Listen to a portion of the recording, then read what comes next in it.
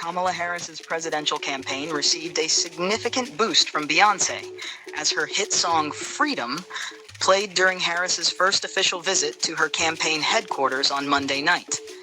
Harris entered the spotlight at her Wilmington, Delaware headquarters to the empowering tune, having secured prior authorization from Beyoncé's representatives to use the song. This approval is notable given Beyoncé's strict rules about the use of her music. A Harris confidant disclosed to CNN that within hours of the request, Beyoncé granted permission for the campaign to play Freedom. While this move signals strong support from the music icon, an official endorsement from Beyoncé has yet to be made.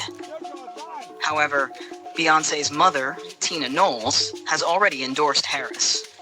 Although Harris is not yet officially the Democratic presidential nominee, she is widely considered the frontrunner, enjoying substantial backing from donors and party leaders.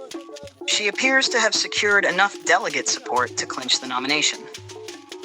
Harris ascended to the top of the Democratic ticket following President Joe Biden's withdrawal amid growing pressure from within the party.